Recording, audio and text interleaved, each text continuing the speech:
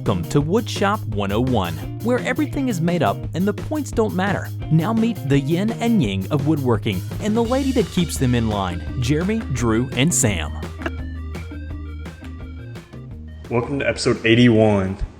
Tonight, we're going to talk about chisel tips and how to shape a handle by hand. Doesn't make sense. We're joined tonight by our guest host, Jay Bates of Jay's Customs Creations. What's going on, Jay? Oh, a little bit of this, a little bit of that. How you guys doing? I'm doing pretty good. Getting ready. I'm not doing so much of that. A little bit of this, but not that. Not so much that. Gotcha. So, yeah, I'm getting ready to go out of town, so it's been a little hectic for the last few days. I understand that. So, Get the car fixed? Me? Oh, your wife's car anyway. Oh, yeah. I don't know. Did I tell you when I went to pick it up what happened? No. Oh, okay. So I went to pick it up. Like, they said this is ready in a day. Okay, nobody gets in a wreck and fixes body work good in a day. I get there. It all looked pretty good. I was like, all right, I'm actually impressed. So I start looking even more, and around, like where the bumper wraps around the passenger side and meets with the quarter panel, it looked like there was a little bit of overspray there, because she has what do they call it, 3-stage paint. She's got like pearl paint, and it looked like they had missed like a whole spot of pearl flakes, and then it looked like there was a run, and I just started like messing with it with my finger, and I ended up peeling off like this huge piece of paint right off the bumper. And I go in there, and the guy's like, oh yeah, and he's walking around the car, and he's telling me this, oh, we did such an awesome job, and this is good. And he's like, if you have any problems, just go ahead and bring it back. And I was like, well, I do have a problem. Let's look right over here on this side that you haven't shown me. And he's like, oh my God, that wasn't there this morning. I was like, I know, I just peeled it off. And he proceeded to get pissed at me. I was like, why would you do that? Because the paint's supposed to stick to the car. You're not supposed to be able to peel it off like this. He used the wrong wood glue. Yeah, exactly. And so he was like, oh, we'll get it. We'll fix it. I'll get it taken apart today, and we'll get it back in the shop. So we finally got it back like last Friday, I think. And they actually did the job how they were supposed to. So that's good. It's nice to have her car back, but we're going through that whole thing. She's got to go back to the doctor tomorrow because she's still hurting from the wreck. So fighting with insurance companies. So that's that, Drew. You're gonna make me angry talking about that. Sorry. He's gonna turn green and rip his shirt off here in a second. Oh, I'm going Bruce Banner here. The eyes are already turning. Yeah. All right, well, let's talk about the sponsor for this episode, Lisa. All right, it's Lisa's innovative mattress brand that's challenging the often dreaded traditional mattress buying experience. No one wants to visit those awkward and grungy mattress stores when you're forced to spend thousands of dollars on a subpar sleep experience. Lisa has completely changed the game, so you can now enjoy a comfort of luxury mattress at a fraction of the price. The Lisa mattress starts at just $575. Lisa provides a complimentary 100-night risk-free trial and free shipping always, so that you can properly try out the mattress in the comfort of your own home. At Lisa, it's all about the quality. The incredible, comfortable Lisa mattress is 100% American-made and comprised of 3 high-quality foam layers that provide cooling, contouring, and pressure relief. With over 10,000 5-star customer reviews, you can trust that this mattress is a game changer. Visit lisa.com and use the promo code Countryside75 at checkout to save $75 on a Lisa mattress, and you'll help keep this podcast running if you go buy yourself a mattress. So at least Drew's not laying on it this time and using his Barry Manilow voice. And Jay, if you can believe that, he memorized that entire skit. No, I didn't. Right. Yeah. No, I didn't. So let's get into what's going on in the shop. You guys have anything interesting going on? Isn't everything in the shop interesting? Well, that's debatable. Even sweeping up the shop is interesting. That's debatable. Well, maybe in your shop. Exactly. In my shop, it's debatable. So, what do you got going on, Jay? I just rearranged my shop completely for the second time in 2017. Yeah, this time in the new shop. Yeah, I do it a lot. It's twofold. Number one, I don't like things that are stale. I like change. It just feels good to see change. I know not everyone's like that, but I rearrange the furniture in my living room constantly. And the second thing is, like, there's always a reason for it. And if I can rearrange the shop and spend like 3 or 4 hours of energy to gain, like, a little bit here, a little bit there, then I'm still gaining something, and that's great for me. And if I rearrange it and it doesn't work out, big deal. I'm not afraid of failure. Just go back to what it was. But yeah, so this is I guess the second layout since the dust collection was installed, and I didn't move any of the dust collection piping, but I did move the layout of the shop so that my assembly table is no longer doubling as my outfeed table, which is where I thought it previously had to be when I rearranged it for the piping. But yeah, so basically I regained my assembly table and reused my outfeed table for my table saw, and it's just like, it's crazy how you just do a couple little things that you otherwise never tried before, and I've gained like so much space in here. The end goal is obviously to get a bigger shop, but I just just keep gaining a little bit of space here and there, and it's been awesome. Oh, that's awesome. You're kind of like my mom. She can't live in a house without rearranging the furniture about every month. Yeah, I'm the same way. My Absolutely. My wife's the opposite. I can't change a thing. She's got a little OCD thing, and if I move, just even if I dust and I don't put something back exactly where it needs to go, she will see it in less than 5 minutes and move it back. I know exactly how that is. My couches are at a perfect 90 degrees to each other, and I can tell when my kids have been playing on the couch because it's like 1 or 2 degrees off, and I have to move it. I'm like, get off the couch, go move. Got to move it back, get that perfect 90 again. Absolutely. But yeah, been rearranging some stuff in the shop. I got it all set up now, and I think I've got a really nice workflow and also good camera angles for recording videos, because more so that this is more so a studio than it is a wood shop. I guess it appears to be a wood shop, obviously, but I don't hardly do anything in here without the camera running. So I'm excited about that. And then what else do I got going on? I've got a ton of hickory lumber that is just a little bit too wet to use for indoor furniture projects. So I've like 3 months ago, I wanted to knock out some end tables and a coffee table for my living room, and I've yet to start on that. I've got the wood for it, and I've just been delaying, mainly because finally sourcing the wood. Well, first off, it was sourcing the wood, and now I have the wood, and I'm waiting for it to dry out just a little bit, and it's almost there. I could probably get started on it and not really have any problems, but I just want to let it sit for just a little bit longer. So in the meantime, I've been working on a couple smaller projects. I want to do a small little small two drawer box. So there's no lid to it. It's just 2 small drawers, kind of like a dresser top jewelry box, just something small. But I want to use it as like a skill building project for different joinery and such. And then speaking of joinery, I've got a Hybrid Pantorouter in the shop now, which is just an incredible machine, but I'm still trying to just really grasp the concept of it and figure out the workflow of it. So a lot of little things, which is odd for me because I like to stay focused on one particular project rather than spread my brain out. Yeah. Well, I guess I noticed, I don't know where I saw it, maybe on Instagram, where you already had your first little boo-boo on your Pantorouter. Absolutely, yeah. The very first time I powered the router on, what I did is there's the carriage that the router is on the Pantorouter moves left and right from the operator's position, and at the bottom of the carriage is a stop block, so you can set your depth of cut. And I set my stop block, but I never tightened it down. So I plunged and went right through the stop block and into the table. And I'm like, this just doesn't look right. It doesn't feel right. Had the dust shroud on it, so I couldn't see what the heck I was doing for the very first time. There's problem number one. Very first time I should have had the dust shroud out so I could actually see what was going on.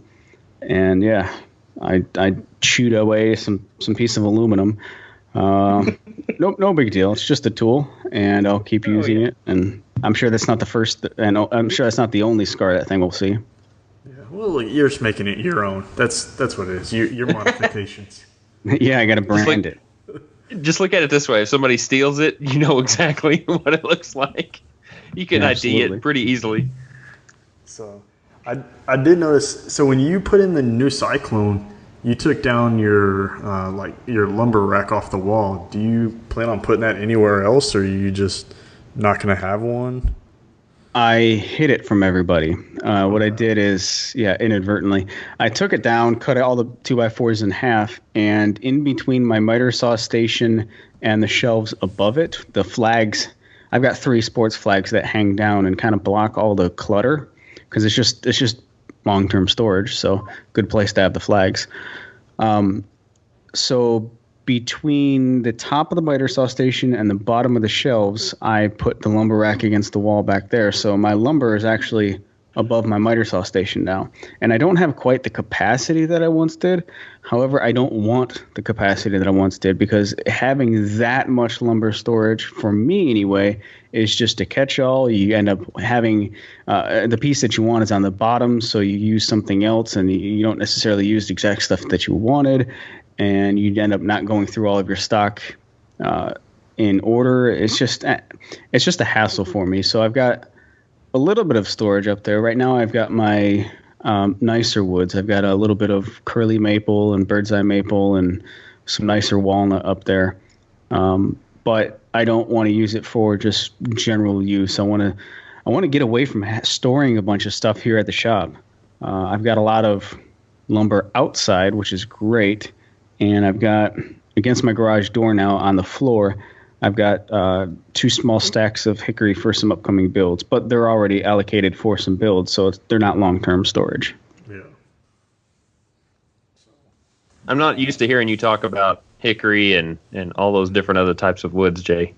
Just whenever I first started watching you, you were nothing but pine and construction grade. Absolutely. That was mostly budget forced. I didn't have a flexible budget when I started out, so you just buy what you can and use what you can. And then not only that, like when was it? I think it was the summer of 2015, I think. I made an entire bedroom suit out of construction grade pine, and I cut out all the knots, and I'm like, man, this just really looks good. I mean, it looks great. So yeah, I'm not like totally opposed to using pine now, but I've got a little bit more room with the budget, and more importantly than anything else, my wife says no more pine projects. So happy wife, happy life. She just likes like I burn her out on pine. No, not necessarily I burn her out on pine. I think I changed her perception when I made the dining table. My dining table is hickory with walnut accents. And it's a simple design. It's just nothing but rectangles, just very simple. But the wood makes the biggest statement. And my wife really likes it. We eat at our dining table every single night, and she really likes it. So she's, going forward, no more pine projects, and we've settled on just using hickory for just about all of our furniture going forward, and walnut for the accents. And I really do like that look, that theme. And I would really like to continue that theme throughout the rest of the house because we've got so many, like the first 3 or 4 years of our marriage, just buying this, buying that here and there, just kind of getting the house going, nothing matches, it seems like, in our living room and kitchen and all that. So, we want to keep a nice matching theme going forward with the rest of the stuff that I build. Yeah, absolutely. So, I mean, I was pretty jealous about that pile of hickory that you got. That's a pretty good save there. It's great. I don't want to be like heavy promoting it because he's got a ton of it. You go up there and buy it if you want. He had like, I think he said 70,000 board feet that he had to get rid of, something like that. It's a sawmill. But the deal was, I would still definitely do it over again in a heartbeat, but it wasn't as like amazing as I originally thought it was. Of the like 1,000 board feet, well, let me back up. It was sold as a 1,000 board feet bundle, but he said technically in it is about 1,120 something board feet. So there's a little bit extra, I guess, there. And then of that, I got about 200 board feet. That's just really, really good furniture grade material, I would say. So if you look at it from that aspect, then I basically paid, well, the entire bundle was like $350 for 1,000 board feet. And if you do the math on what I had, like the 200 board feet, that was really nice. It's like $1.78, I think, something like that. It's still less than $2 a board feet for the really good, nice stuff.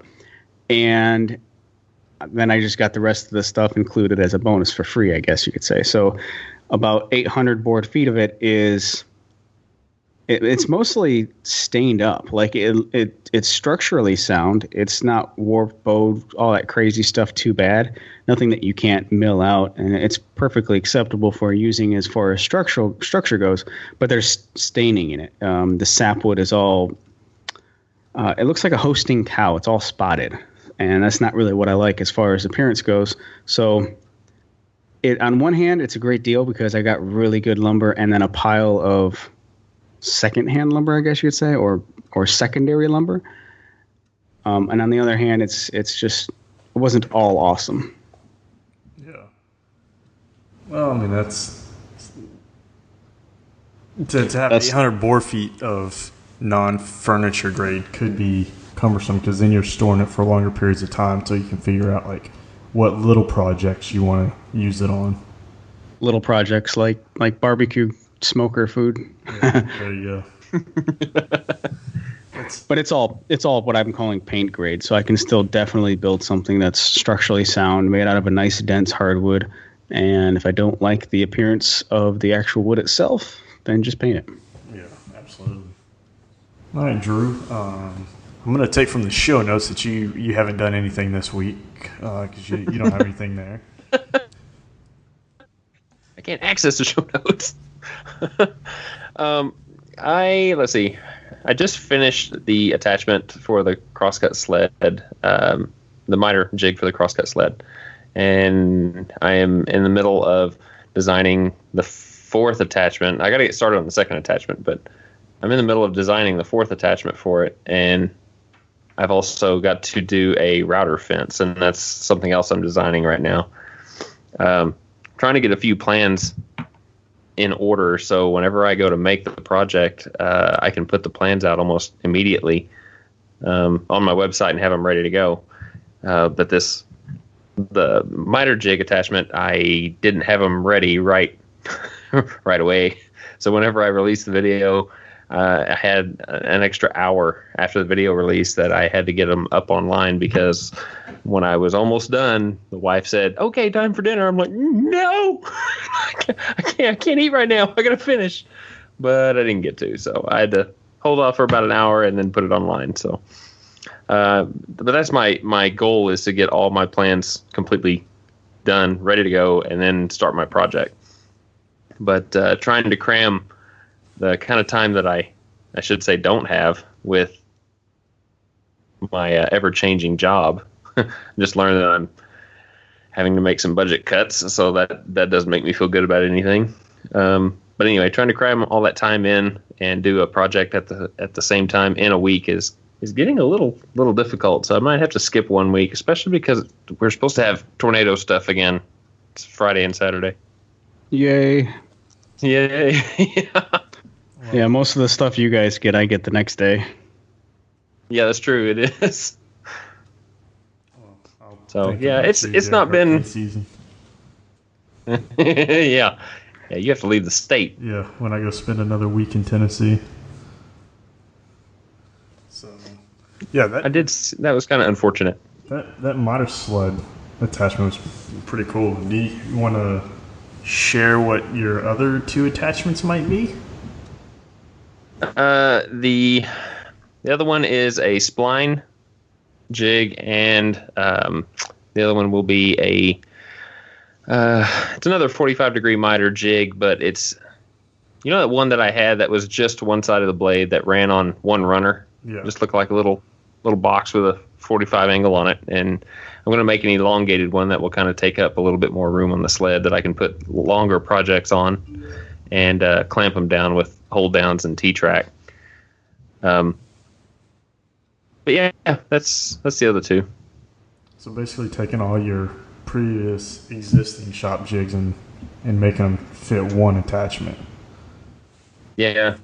Right now the jigs are sitting in the floor and or sitting in areas that, you know, they really shouldn't be. But the way I'm designing these, I can hang them up on the wall and grab them when I need to. Yeah, that's how mine are, and I've seriously contemplating scrapping a bunch of them because I haven't used them in a couple of years, and at the point now, like I'm in this mode of just like, okay, I want to purge, I want to get rid of stuff, and I've gone through, like I went through the shop before I moved, and now that I'm actually starting and getting projects done in the shop, I'm going through stuff again. I'm like, all right, I don't need this, I don't need that, and I've already filled up like 2 trash cans full of stuff, and I'm thinking that at least a couple of the jigs will be going by the wayside just because I haven't used them, and they didn't take me too long to build. So if I needed to build them again out of some scrap plywood,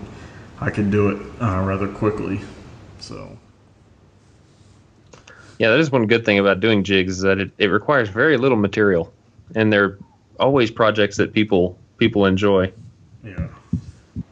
So, well, I've been working on butterfly or bow tie inlays, whatever you want to call them. But I've got all those cut and actually in the table, sanded flat. So I've officially down to the final 2 stages of sanding it and applying finish. And I was hoping to be done with it by the end of tomorrow. I don't know exactly how that's going to play out because I got to get this edited, both episodes of this edited before I leave. And for the people that don't know, like why I was trying to get it done by tomorrow, is I'm leaving Saturday morning for a couple weeks.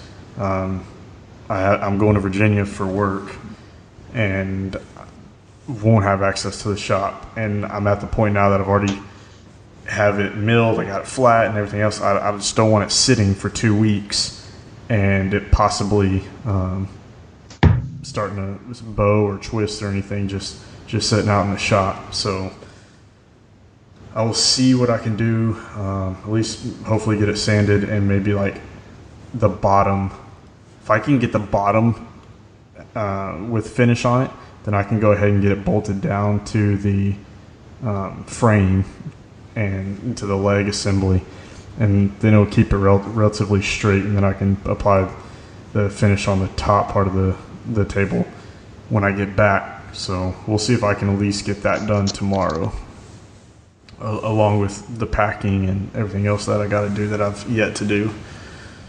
So well, guys don't need a lot of time for packing. Yeah, but when I'm packing for 2 weeks for work, if it's vacation, it's easy. I throw a couple things in a bag and wear it again and again and wash it in the sink or whatever. But for work, the fact that I got to pack a bunch of equipment that I got to take, I got to pack, all my uniforms and, all my weapon systems and everything. It's a headache. And I shouldn't. Today, honestly, I'll take the day off. I went fishing for probably 8 hours when I should have used that as packing time.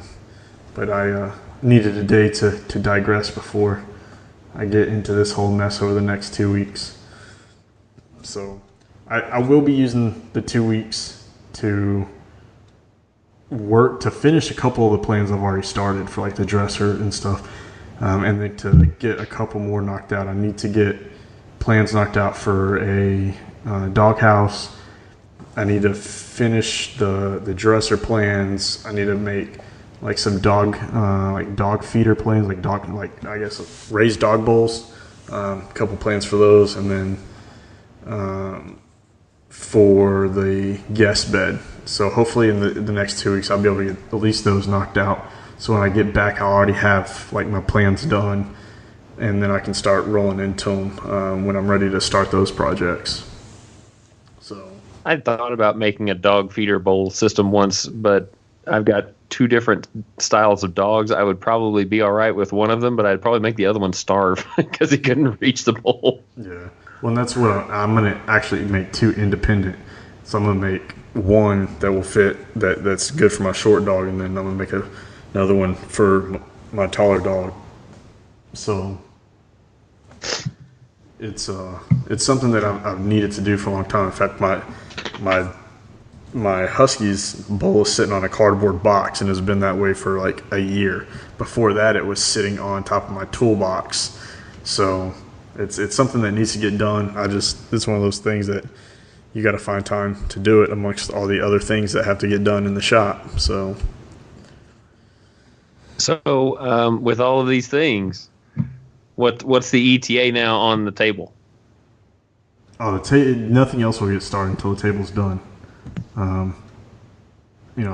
If I can get it completely finished tomorrow, I will. I don't want to rush the finish. I'm trying something different with a dyed clear coat instead of like a traditional stain. I feel like if I rush into and rush it to get the top done tomorrow, I'm not going to like how it comes out. So I'm going to do some test boards. But it'll easily be done. I mean, I'm at that point of applying finish. I just have to figure out doing some test boards exactly how I want to apply the finish. But yeah, nothing else is getting started until that's done. So maybe next year it'll be done. Next year. All right. Well, let's give a little shout out to our top supporters through Patreon. We actually have Michael Brindle, who is the top supporter this particular week, and we want to thank Michael for going over to our Patreon page and showing the support that you have been doing. And actually, I think Michael's been our top supporter for like the past 2 or 3 weeks now, or so, maybe a month. So we greatly appreciate that, Michael, and it helps keep things going here. And maybe I can get myself an extension cord to hardwire into my Wi-Fi, because right now I'm not doing so hot. Well, I don't think you put an extension cord into your Wi-Fi. Maybe an Ethernet cord. That's probably why those 3 prongs never fit in my computer. That's probably it. It's probably why you get such poor service. You need to check the blinker fluid on it. Oh, yeah. Well, the alternator's full, so I'll check that later. But we want to get to some questions that we had sent to us. I guess we only have one, it looks like, from Iamthebeardlessman. Yeah, well, and I've seen his logo. It's actually pretty cool. Before we get into this, I want to thank Adam. No. I want to thank Adam here because he said, if you guys didn't know, we streamed the episode live last week, right, on Instagram, and we had a lot of questions come in, and he told me, don't worry about like writing them down right now. Go ahead and save it. That way you can go back and collect your questions. Yeah, if you save the episode, Adam, or save the live feed, it does not save the comments. So when I went back to watch it, there was no comments on the video. This is the only one that I remembered from the live feed. So thanks, Adam. Yeah, thanks, Adam. I appreciate that.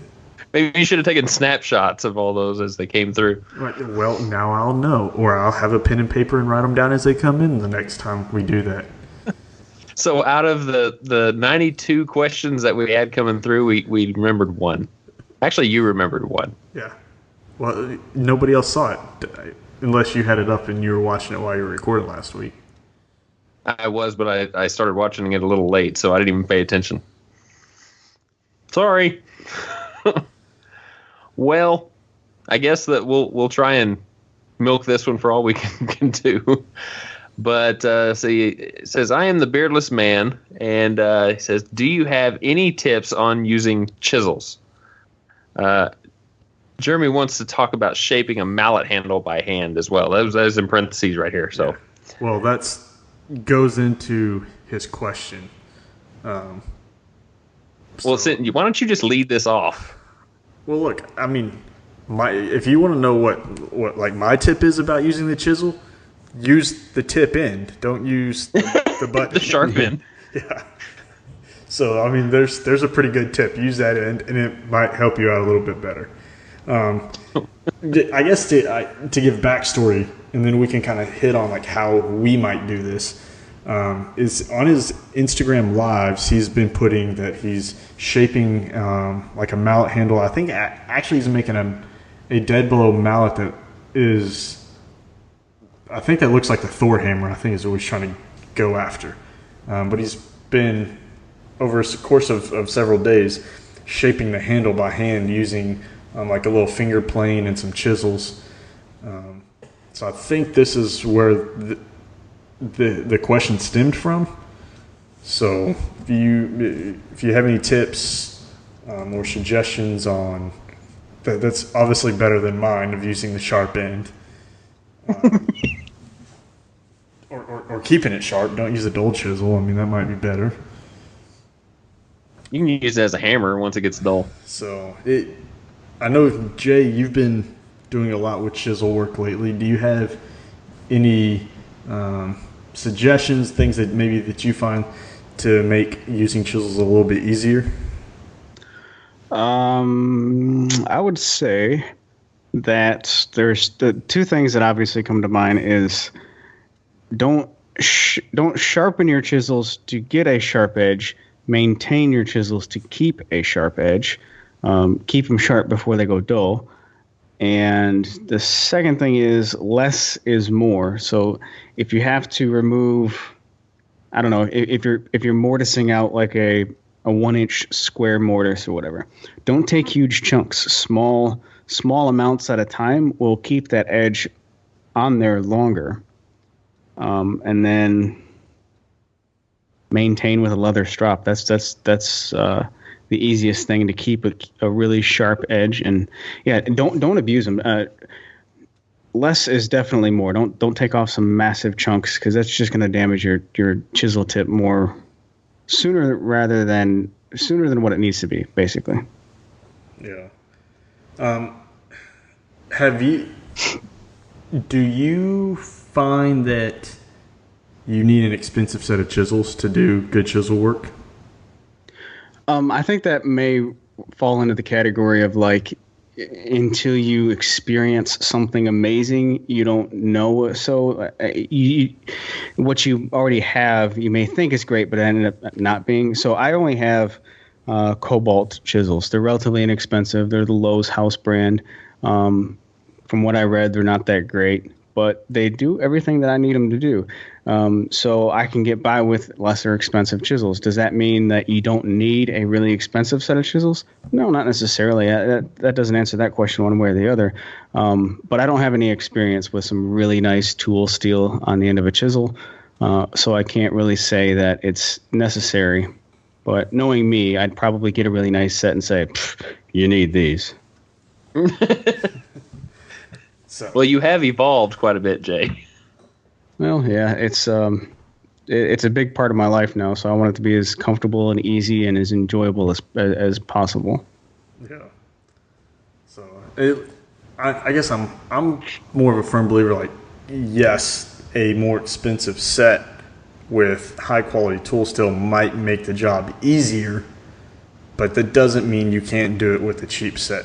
Everything I've done for the last 5 years, I think, has been done with a Harbor Freight set of chisels, and they've held up great. Granted, do I have to take them back to the Strop maybe a little bit more than I would some Lee Nielsen's or some Japanese? Yes, but at the end of the day, it can still accomplish the same job. You just have to go about the task a little bit differently. So, what about Yeah, as far as no, go ahead. I'm going to say, yeah, as far as getting the job done, a sharp object is a sharp object. It doesn't matter what it is. It's just the quality of the steel will determine how long that object stays sharp. Yeah. So, what about you, Drew? You got any tips, suggestions? Do you even own a pair of chisels? What? What do you think I am? And yes, I do. I had 2 sets actually, but one set was I mainly. Well, I'm a big spender here. I have a construction set that I bought whenever my brother and I, and my dad for that matter, were doing a lot more repair work on my dad's rent homes. I just bought a set of marble chisels that also had files on the sides of the steel, so they kind of double duty whenever I needed them to be. But they are not good for woodworking at all. Just mainly some really rough carpentry stuff is all they're good for. So I mainly use those when I don't have a fear of damaging the chisel. If I'm trying to take something away that I'm not really worried about the super fine finish, but kind of like those nails that I was coming across in all of that hardwood flooring, I kind of use those chisels to clean out some of the dirt that was around the tongue and grooves. But my nice set of chisels I got from Woodcraft about it's about 8 years ago. And they're just, I think they're Wood River is the brand that they are. And I got them on like a Father's Day sale that they had, almost like a sidewalk sale. And they're like a set of 4, like a 1/4 inch all the way up to 1 inch. So they're my nicest set of chisels, but unlike most people that have chisels, I have a bad habit of not sharpening them like I should, as often as I should, I guess, or maintaining them, kind of like Jay said. Because you always say is that a dull tool is a dangerous tool. Yep. The sharp tool you can always control a lot better and have better results with. And there's 1 or 2 chisels in that set that are still pretty sharp because I tend to use the others a lot more. But I need to really take the time and just sit down and sharpen them and keep them that way. I even have card scrapers that I haven't had the time to sharpen. Oh, card scrapers are awesome. I discovered a really good card scraper, beginning of 2016, and man, I haven't sanded hardly anything since then. Yeah, I was really fond of using card scrapers several years ago before I had Hannah, and I even bought one of those little quick burnishing tools that had an automatic, like that 10-degree angle that you put the burr on, and I just ran it through a couple times and then started using it again. And I really like the ease of not having to do so much finish work. I mean, you just run the scraper over it several times and it's smooth as silk. And those were probably one of my more favorite tools to use. I just haven't done it in forever. Yeah. Okay. Well, now let's talk about shaping. When you take a square object and try to make it round, like a little finger plane and a chisel is not necessarily what I would go with. But what would you guys use? Like, what are some tips to make a round mallet handle by hand? Spoke shave. There you go. Yeah, so that's exactly that's what I mine would there. go with. So we're in agreement. So we would all use the spoke shave to do majority of the work. Yeah, and if you're not familiar with one, or maybe you're even using a plane or whatever you want to use, a good way to get more consistent results is before you even start working or before you even start removing material, draw some guidelines on there. Draw a line 1/4 of an inch off of each edge on both directions and work to that edge. And then all of your remaining faces that you have, draw more guidelines and work to those guidelines. If it's a lot easier to work to a line than work to where you think it should be. And you'll get more symmetrical results that way as well. Yeah, absolutely. I guess the reason why I would go with the spoke shave is because it's made to do like curves and stuff. It's a little bit easier. You get, majority of the time it's on a pull stroke, so you're pulling it towards you, and you kind of, like you said, be very delicate with it, or go and take a deeper cut. And you can pick up a spoke shave from I think a Wood River. It runs for like $45 or $49. From Woodcraft, I think they have Pin brand, which is like maybe $60 or $70. But again, yeah, you complete the task with what you have. But if you're able to get like a spoke shave, that's the way I would go. I'm not sure I would necessarily use chisels. A plane maybe, but chisels, because you only have so many inches before you hit the handle. So at some point you're going to have to start pushing across the grain or diagonal, which means you are more likely to get tear out or blow out off the backside of that push stroke with your chisel. So, what about you, Drew? Yep. You have any tips, anything different that you would do? Well, I mean, it depends on what kind of tool he has available too. I mean, you can always cut down some of your edges on a table saw, but it depends on how big his handle really is. But like the dead blow mallet that I made for Jay, I started out that center section with the bandsaw and removed a lot of the material before I did all of my shaping. But I mean that just takes a little bit of time to do some setup work. But if you don't have those tools available, then the spoke shave is probably the best way to go.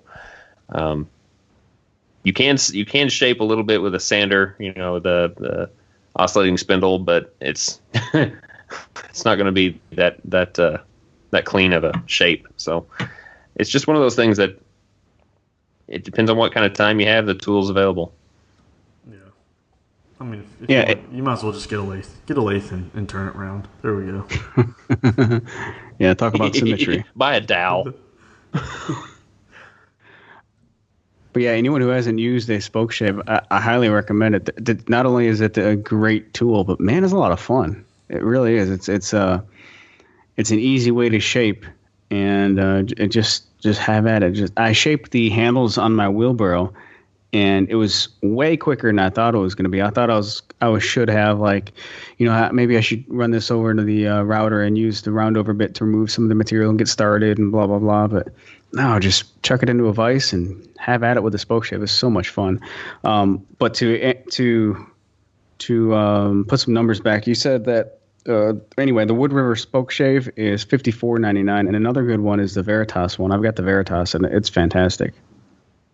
Okay. You know how much the Veritas runs? $99.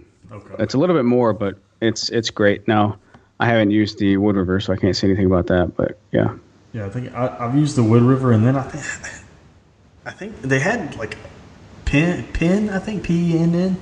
I think was another brand that you could pick up at Woodcraft. I'm not entirely sure. I can't remember. But we'll put links down in the show notes for that. But it worked pretty well. Again, I would probably go with the Veritas if I were buying new, but it really depends on your budget. So the Wood River will work out. It will, again, goes back to the original point. It will get the job done. It just may not be as smooth as the Veritas one.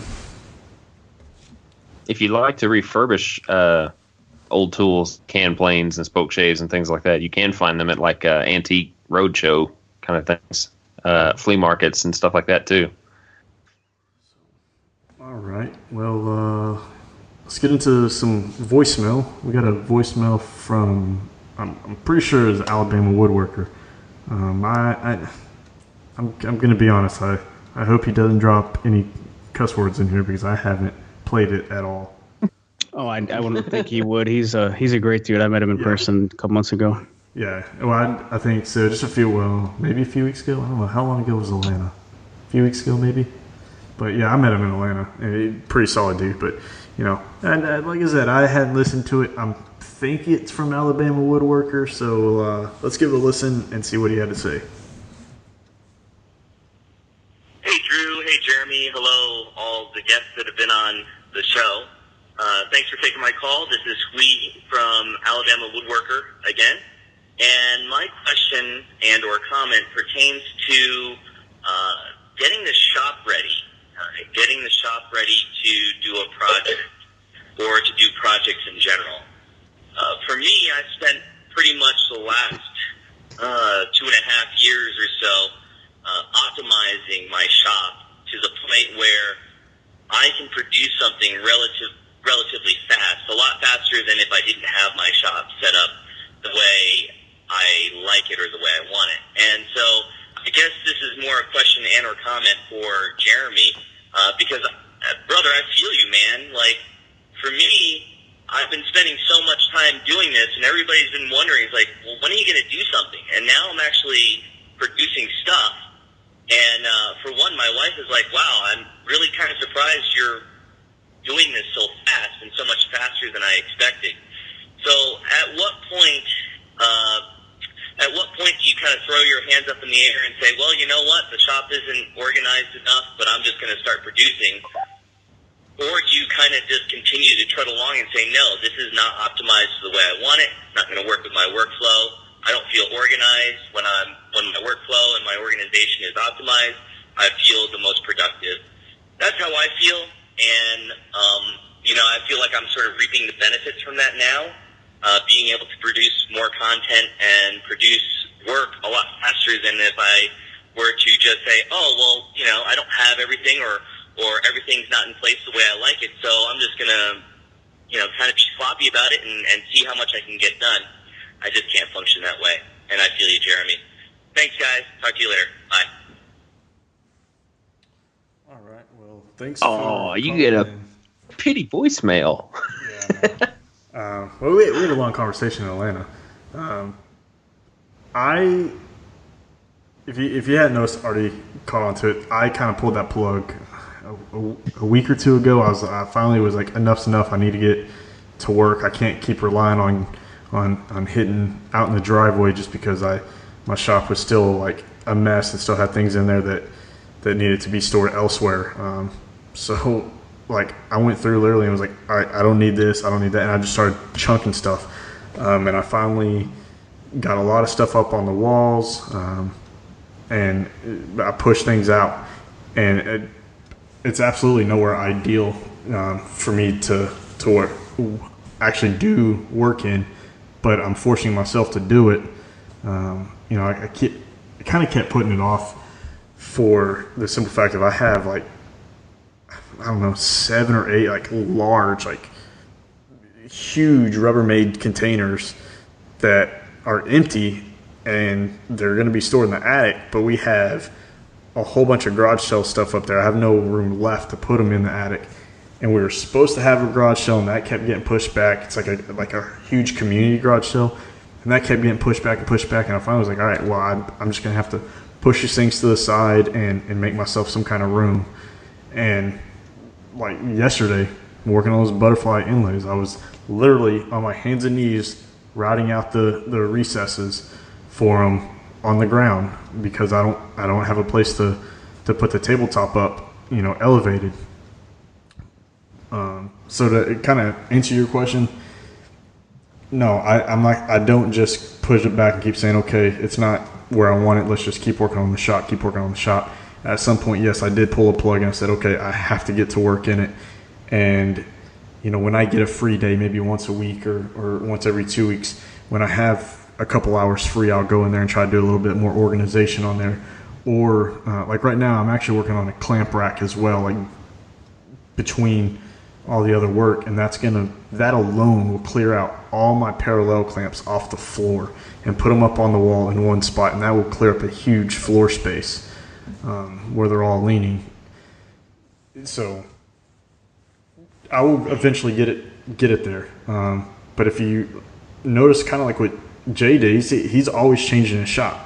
When he finds something that's a little bit better, he's changing it. So I think Jay's probably you're probably a pretty good one to talk on this question here, this topic. Yeah, I'm the same. I've got the same feeling as him. and ultimately it boils down to two things: is the project is it a commissioned piece, and if you have a deadline, well, then you have to meet your deadline. And if it's not, and you're just doing stuff for the hobby, just the enjoyment of it, then I would personally lean towards the side of set up the shop the way you want to where you feel comfortable working in it and you are enjoying what you're doing. Because if you're just pushing through project after project with the shop in chaos and just not a good workflow, it's going to drag on you. It does me anyway. So I would suggest, if there's no commissioned deadline or you don't really have a set deadline that you have to have something done, then no, put the brakes on, slow down, take your time to evaluate your workflow, evaluate what tool order that you have for your projects, and put emphasis on not only the workflow, but the organization. And man, just working in a nice, organized, clutter-free environment where everything has a home, it is just so nice. It's welcoming and inviting. So, yeah. What about you, Drew? Well, I'm kind of right there with Jay. I mean, having a nice organized shop, there's no better way to stay productive and inspired at the same time. Because I know that whenever I was still just my table saw cabinet was really the only thing that I had at the time, and I had a cafeteria table and stuff on the floor and no cabinetry to store anything. I mean, it was kind of a buzzkill just to walk out there and try to do a semi big project because I was just stepping over a bunch of stuff. And it gets to the point where, I'm just like, I'm tired of stepping over this. I'm going to take some time and really organize what I need to do. Because I just cannot find inspiration whenever I walk out there and it's a junk pile. So I usually have to take an evening and clean it up, put things back where they go. I do have a home for just about everything except for the areas that I don't have all my storage made for yet. But it's just making sure that you take the time to put them back in the home. It's the problem. But my shop doesn't really change a whole lot. So the function of it pretty much stays the same. But my dilemma is, because it is a 2-car garage, I am limited on how I move my stuff around. What I try and do is make the organizational aspect of it to where it'll work to my advantage, no matter how or where I'm working in the shop. So it's almost like one of those what do you call the work triangle like you have in your kitchen. Yep. It's kind of like that way for me in my shop too. So you would call it just a shop triangle. A shop, shop triangle. All right. Well, so I think we're pretty much in agreement. Like, we have an organized shop when you can, and if you can't, then get busy and at least do something you're passionate about.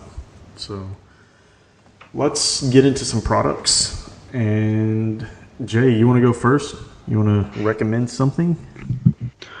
Sure. So on the topic of chisels, it only makes sense for me to recommend a leather strop. If you don't have a leather strop for maintaining an edge on chisels or plane blades or spoke shave blades or anything like that, a leather strop is a very inexpensive way to keep a sharp edge and maintain a sharp edge. And with my chisels, I can sharpen them, and so long as I don't hit something really hard, like it's like a knot or something that's really going to damage the edge. I mean, you can go like a year without sharpening your chisels so long as you use a leather strop to maintain them in between use. And it's just a inexpensive way to keep things sharp. I have used some really thin leather I bought off of, I think it was Amazon. It was just some small pieces of leather, but it's super thin, and it peeled off. And then I used some really thick leather from an old boot sole, like an actual thick piece of leather, pre-cut up to fix a boot. It was from a boot store, a boot repair store. And that worked okay, but it flaked out. And I think the perfect thickness I found was the Trend company makes a piece of leather specifically for a leather strop. It's on Amazon for like $9, something like that.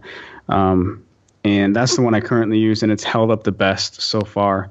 And it's in the in between as far as thickness of the ones that I've used, and that and some, what is it called? It's that green like buffing compound, I think is what it is. Yeah. I think I could be wrong on what exactly it's called. Anyway, it's a paste that you rub across it, and it helps you polish out an edge on a tool, and it works great. It's fantastic. Even if you don't have any hand tools and you just carry a pocket knife, man, you got to have one for a pocket knife. They're awesome.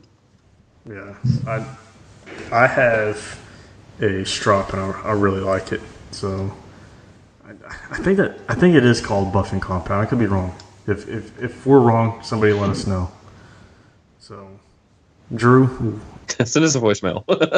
Yeah, send us a voicemail. Send us kickback. Yeah, send a voicemail. Yeah, or send an email to Drew specifically saying that we're wrong, and then Drew will be sure to tell me on the next episode that we don't have any idea what we're talking about. Like I do. Well, let's see. My product actually came in real handy whenever we were finishing up that metal wood desk to deliver.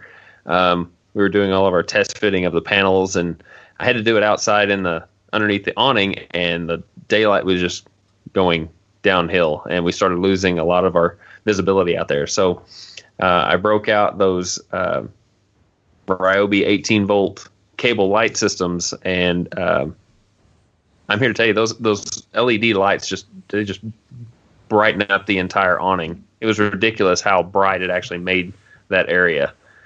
And the cool thing is that it ran off those 18-volt batteries. I can just charge one up while I'm running it on another, and it also had that hybrid plug, and it was just amazing to use out there. So I've been utilizing them fairly frequently now.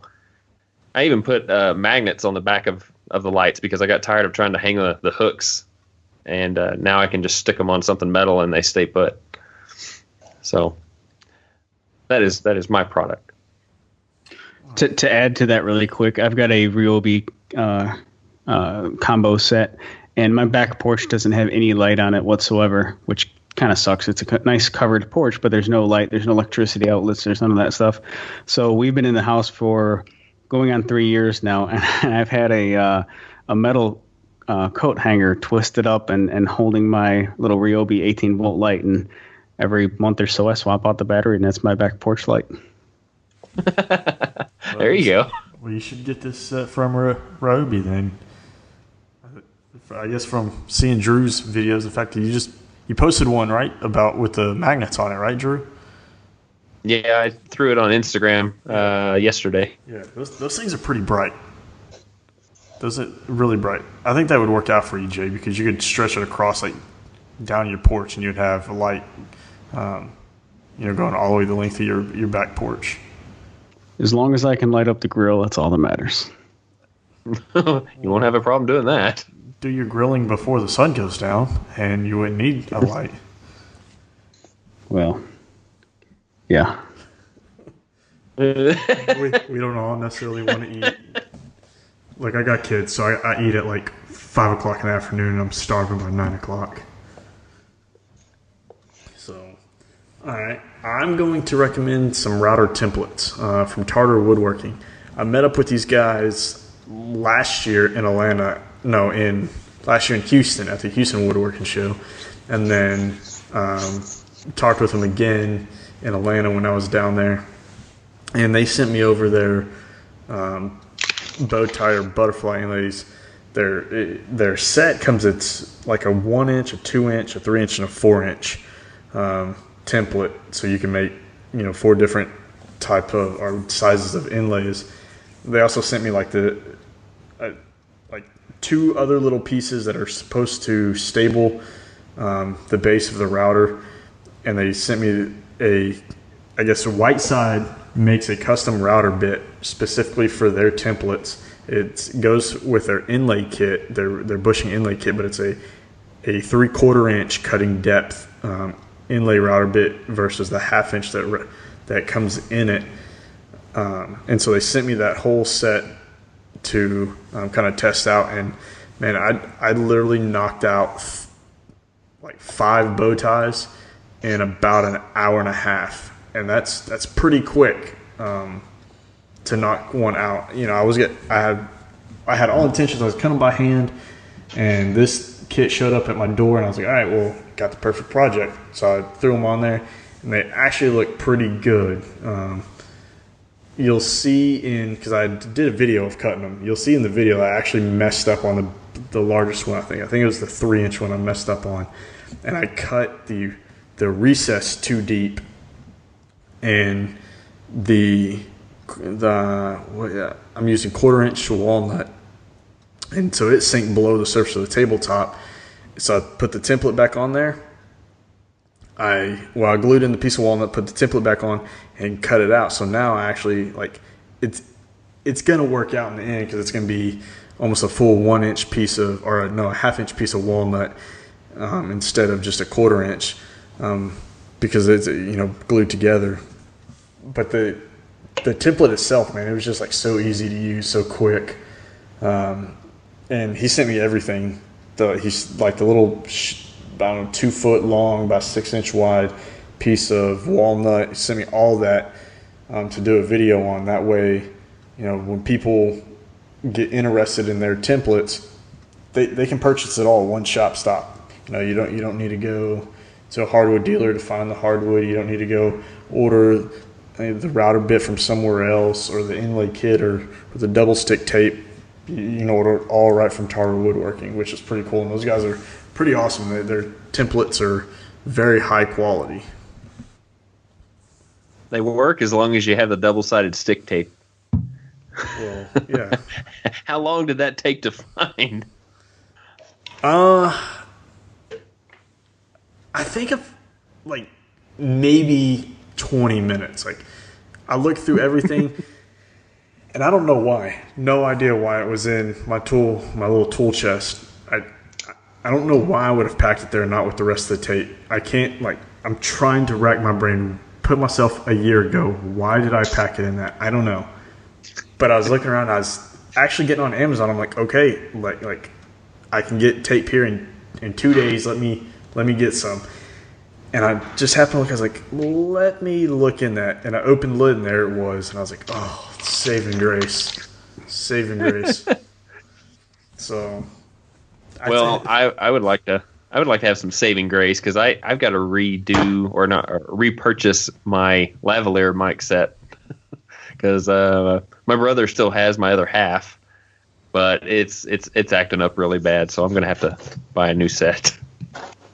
So you're not just gonna go drive out and pick yours up, or is it acting up that bad that it's not even worth the drive out to go get it? Well, I wouldn't say it's not worth the drive, but there are times whenever it'll drop signal and give me this nasty static noise that I cannot get off the recording. It's had that happen a few times on some of my recent recordings, and it's starting to tick me off. So are you going to order the same setup, the same brand and stuff? Yeah, but I'm going to get a dual receiver, so it'll actually receive 2 transmitters. So if Chad and I want to do any more collaborations, we don't have to have 2 separate mic setups. Yeah. So, yeah, I need to get one. In fact, you know what? I just ordered a new camera like last Friday or something, and I was supposed to be able to pick it up on Monday, and then I got an email that said it wouldn't be ready until Wednesday. And so Wednesday came and gone. I'm like, man, why is it not ready for me to go pick up? And going back through the email, it's not going to be ready until May 3rd. I was so ticked. I tried to call Best Buy. I was mad. I was like, because at this rate, they're going to have to hold it. Like, once it comes in, they're going to have to hold it for 10 days, 12 days before I can even get back to pick it up. And I got it on sale. I had like an email coupon that I used on it. So I was like, yeah, I'm going to buy it right now before it, when I can get it at $100 off. And yeah, now that I can't even get it for another week, it makes me mad. I was really hoping to have it before I left, but I guess that's not going to happen. It's just time. It is, but I could have used it while I was gone, and now I won't be able to, so. Use the phone. Yeah, well, that's what will happen. All right, well, if you guys would like to support the show, you could head over to woodshop101podcast.com/listen to find the show notes for today's episode. There'll be links for small one-time donations and some recurring donations through PayPal. If you want to become a patron of our Patreon campaign, head over to patreon.com/woodshop101. Over there we have a host of different reward levels for you guys to check out. Or you can head over to countrysideworkshop.com/shop and buy yourself a Woodshop 101 podcast t-shirt. They're super comfortable and probably one of my favorite t-shirts that I own now. So, guys, definitely. I'm wearing one right now. Oh, are you? Yeah. So. Jay, where's yours? Oh. Mine is folded up nice and tidy in the drawer, waiting for tomorrow. Inspiration to start the day off right. There you go. Our shirt brings inspiration. So. All right, well, if you can't support us monetarily, at least go over to iTunes, leave us a 5-star rating. That way we can reach a greater audience, and leave a comment. We like to read your comments. Unfortunately, there was no new comments this week, so. Are you sure? You did check? Yeah, I did check. And it was the same, like, no comment. I know how you are about checking, so I specifically checked because that one was so funny last week that I wanted, or 2 weeks ago, that I wanted to read another one, and there was none. I was hoping that we'd get a little bit of response from that one, but we didn't. Like, this is actually how you pronounce it, not the way you butchered it on there. Yeah, that's what I was hoping for. All right. Well, for those of you that don't know who Jay is, which, you know, that's pretty slim if you don't know who Jay is. But if they are wanting to contact you, Jay, how would they go about doing it? Everything is on my website. My website's the hub of everything. So jayscustomcreations.com, and you'll find all of my social media links, and you'll find a contact me button somewhere on my website. I don't know. I never click on it. Yeah. You never have to contact yourself? Absolutely. But yeah, jayscustomcreations.com. You can find all my stuff. Or if you're one of the social media types, then just hit me up on social media. All right. Well, I'm going to simplify it like Jay did because I don't want to have to talk so much anymore. But you can contact Jeremy and myself through the same way. We each have a respected website, rhwoodshop.com and countrysideworkshop.com. You can also find both of us at the same time through the Woodshop 101 podcast. Just go to woodshop101podcast.com/listen, just like Jeremy mentioned before. And if you want to leave us an email, go to your email bar and type in kickback@woodshop101podcast.com. Or if you would like to hear your voice on air, you can leave us a voicemail at 409-234-3959. Be sure and ask us any questions or leave some feedback, and we will be glad to put those on air for you. And any questions that you might send to our individual websites as well, be sure and check back on the podcast because we do bring those over for some more added inspiration and insight from the other woodworkers that we have on the show. So, Jay, it's been fun having you on, man. Appreciate it. Yeah, thanks for coming Absolutely. on. Yeah, man, it's been good.